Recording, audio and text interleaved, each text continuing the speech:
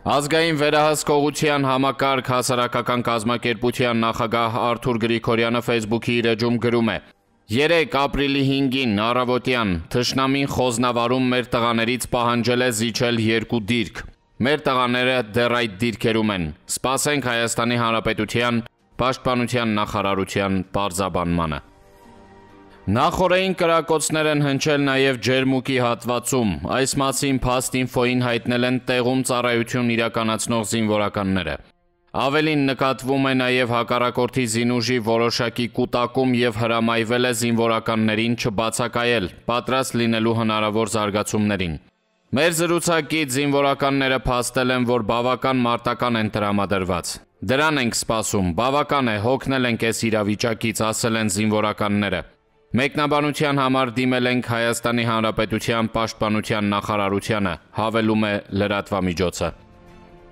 Ապրելու երկիր կուսակցության համահիմնադիր Մեսրոպ Առաքելյանն էլ գրում է. Հուսով եմ Պաշտպանության նախարարությունը շատ արագ տեղեկություն կտա Ադրբեջանի կողմից սահմանին արդեն 1 ժամից ավել շարունակվող ինտենսիվ հրաձգության մասին, որը վստահ եմ շատ լավ լսում են նաև Եվրամիության դիտորդները։ Նշենք, որ մեր տեղեկություններով կրակոցներ են Խոզնավար, Խնածախ, Արավուս գյուղերի ուղղությամբ։ Ապրիլի 5-ի ցերեկը Խնածախի վարչական ղեկավարը հրապարակ.am-ին հաստատել էր կրակոցի մասին լուրերը։ Ազգային ժողովի պատիվ ունեմ խմբակցության падգամավոր Տիգրան Աբրահամյանն էլ գրում է. Ադրբեջանի պաշտպանության նախարարն իր ամեն շաբաթյա խորհրդակցությունում լայն քննարկման է ենթարկել հայ-ադրբեջանական սահմանագծին առկա օպերատիվ իրադրությունը, հայկական կողմին մեղադրելով հրադադարի ռեժիմի խախտումների մեջ, այդ թվում ԱԹՍ-ների թռիչքների առումով։ Պաշտոնական տեղեկություններով Ադրբեջանի ռազմական գերատեսչության ղեկավարը կոնկրետ խնդիրներ է դրել պատասխանատուների վրա օպերատիվորեն արձագանքելու ցանկացած սադրանքի։ Սկսենք այն հանգամանքից, որ Ադրբեջանն ինքն է վերջին 2 շաբաթվա ընթացքում աստիճանաբար լարում իրադրությունն առաջնագծում, աստիճանաբար ընդլայնելով հրադադարի խախտումների աշխարհագրությունը, ընդհուպ կրակահերթեր արձակելով սահմանամերձ գյուղերի ուղղությամբ։ Եվ երկրորդ, Ադրբեջանն առաջնագծում իրականացվող իր դեռևս սահմանափակ տեղաշարժերն ու ԱԹՍ-ների ակտիվությունը փորձում է վերագրել հայկական զինուժին։ Այս ամենը տեղի է ունենում կառավարության շենքից Փաշինյանի Հայաստանի Հանրապետության զինուժին ուղղված հրապարակային հրամանից հետո չկրակել, չարձագանքել։ Իմ տպավորությամբ Ադրբեջանը սադրանքի գնալու լեգիտիմ հիմք է ձևավորում, միաժամանակ շոշափում միջազգային տրամադրությունները։ Ադրբեջանի պաշտպանության նախարար Զաքիր Հասանովն ըստ ամենայնի անբավարար համարելով Հայաստանի դեմ ապատեղեկատվության հեղեղը 3 ապրիլի 5-ին ծառայողական խորհրդակցություն է անցկացրել նվիրված Երևանի սադրանքներին։ Ադրբեջանի նախարարը համապատասխան պաշտոնյաների առաջ կոնկրետ խնդիրներ է դրել ցանկացած սադրանքի ադրբեջանական բանակի ստորաբաժանումների արագ արձագանքման պատրաստակամության վերաբերյալ եւ ընդգծել է մարտական հերթապահություն կազմակերպելիս զգոնության բարձրացման կարևորությունը, գրում են տեղական լրատվամիջոցները։ Ադրբեջանի կողմից պարբերական սադրանքները նպատակ ունեն պահել սահմանային լարվածությունը, որպեսզի հարմար առիթի դեպքում հարձակվեն։ Հարմար առիթը իմ կարծիքով Ադրբեջանի եւ Թուրքիայի համար կլինի Իրանի վրա ԱՄՆ-ի եւ Իսրայելի հնարավոր պատերազմը, որը կարող է սկսվել առաջիկա օրերին։ Եթե լինի այդ պատերազմը, ապա Ադրբեջանը կօգտվի առիթից, փորձելով մի կողմից մտնել Սյունիք ու Գեղարքունիք, մյուս կողմից Իրանի հյուսիսի համար երկրորդ ճակատ բացել։ Իհարկե նաև հարց է, թե կկարողանա արդյոք թշնամին ճեղքել մեր պաշտպանությունը։ Ես բավական լավ եմ գնահատում հայկական բանակի մարտական վիճակը, որը կապված է զորքի եւ ոչ թե իշխանության հետ։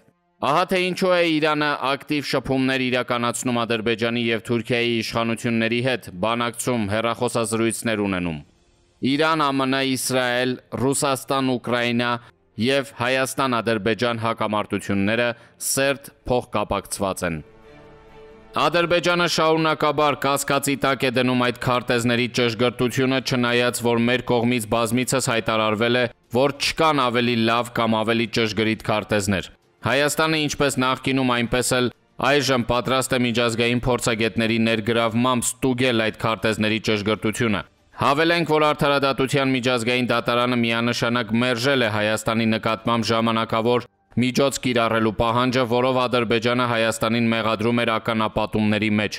Այս մասին հայտարարել է Հայաստանի ԱԳՆ խոսնակը՝ ի պատասխան Ադրբեջանի ԱԳՆ խոսնակի այն հայտարարության, թե Երևանից Բաքվին փոխանցված ականապատ քարտեզները ճշգրիտ եւ ամբողջական չեն, եւ Բաքուն ակնկալում է ավելի ճշգրիտ ու ամբողջական քարտեզների փոխանցում։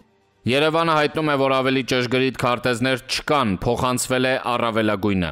Բաքվին իհարկե սա չի գոհացնելու եւ չի բավարարելու, որովհետեւ Ադրբեջանի նպատակը բացարձակապես մարդասիրական չէ, այլ քաղաքական։ Ադրբեջանի նպատակը Հայաստանի հանդեպ անընդհատ պահանջների ապահովումն է, ամենափոքր առիթն անգամ օգտագործելով Երևանին անընդհատ պայմաններ թելադրելը, առաջադրելը։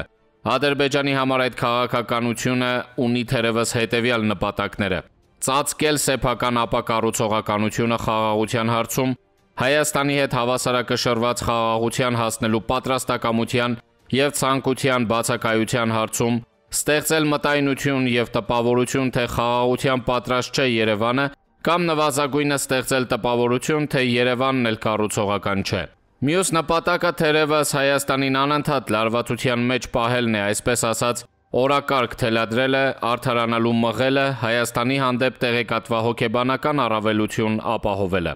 Մեկ այլ նպատակ է անշուշտ ավելի գլոբալ խնդիրը՝ Հայաստանի հանդեպ առավելապաշտության աներեր քաղաքականությունը սպասարկելը, ինչը նշանակում է ապահովել ամենատարբեր տրամաբանության եւ տրամաչափի հարցադրումների, պահանջների եւ պայմանների տեղատարապ, ակնկալելով դրանցից քաղել առավելագույնը, այլ կերպ ասած քանակը հասցնել որակի։